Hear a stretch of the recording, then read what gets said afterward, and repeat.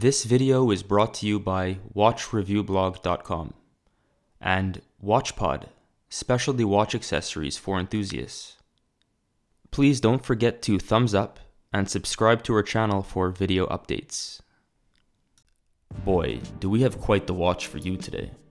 I'm happy to announce that for our 100th video, we'll be taking a look at none other than the Rolex Explorer II Polar Reference 226570. Yes, the modern, slightly larger variant with the 42mm case size. This is actually my brother's watch that he just purchased from a local AD, and he was kind enough to lend me his watch for an extended period of time to allow me to enjoy it, get to know it, and take some photos and videos for you guys.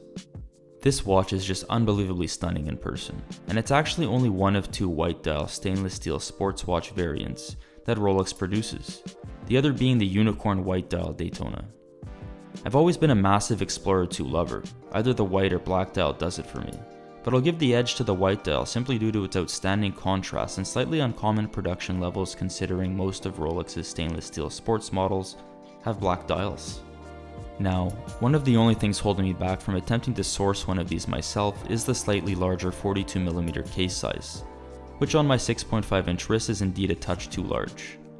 I've been dreaming for years that Rolex would release a smaller 40mm case size just like the vintage variants. I would jump on board instantly. My brother has a larger wrist than me, probably around 7 inches in size, and this watch fits him perfectly. I absolutely love every other aspect about this watch. The case is thin, slender, and sporty with swooping tapered lugs. It's also sharing near identical crown guards to the Submariner. This is a Rolex through and through, and has been considered the last true sports watch created by them. It's very unique in the catalog as it's retained the rather tool-like appearance due to the mainly brushed surfaces and sterile design of the non-rotating bezel.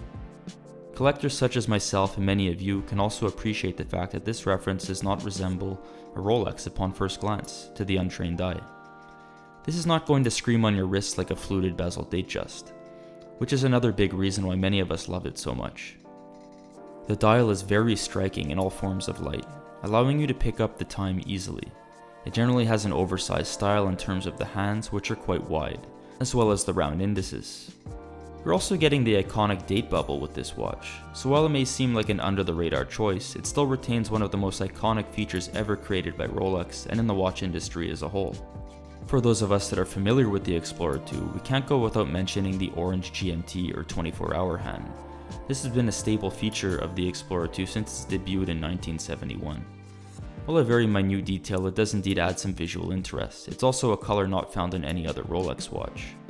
The horizontal brushing on the bezel is quite spectacular as well, and is really only noticeable on wrist. In a sea of ceramic bezel offerings, it's really nice to still have this reference with a steel bezel, again staying true to its tool heritage. While the Explorer II is vastly different in appearance to the GMT Master II, the movement inside is actually identical. This movement is the in-house caliber 3285 with around 3 days of power reserve. One fundamental feature that the 3285 uses is the chronergy escapement, which is patented by Rolex. It allows the simultaneous use of high energy and frequency while maintaining reliability, two aspects that generally do not go hand in hand. That's it for today, guys. For our full written review, don't forget to check out the watchreviewblog.com. Cheers!